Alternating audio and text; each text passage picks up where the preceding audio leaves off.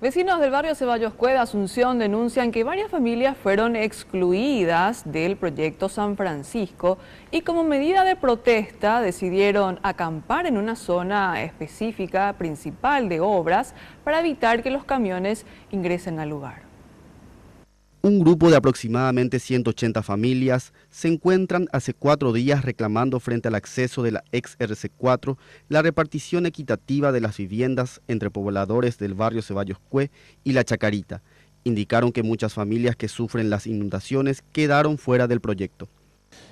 Para un grupo justamente que no fueron censados 55 familias que están en situación de agua, que están justamente a 400 metros del proyecto, tenemos 55 personas más que están en una franja de dominio natural, que es el arroyo Ceballos Cue San Pedro, y otro grupo de personas que no fueron tomados en cuenta, ya que el hecho estaba con errores el censo, ¿verdad? Señalaron que el censo no cumplió con todos los requisitos necesarios para obtener los datos exactos. Incluso en muchos casos no visitaron las casas de los interesados. Los censistas vinieron en 2 lugares, vinieron a la plaza Ceballos Cue y otro en la esquina de la cancha General Caballero, que son íconos prácticamente de Ceballos Cue.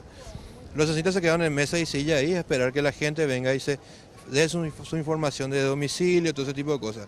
La ubicación del domicilio pedían por WhatsApp, o sea, a gente que ni siquiera tiene televisores les piden la ubicación por WhatsApp. Es un chiste ese tipo de proceso.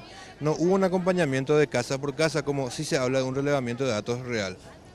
La acción de protesta se mantiene indefinida hasta que reciban una respuesta clara de parte de la ministra Soledad Núñez.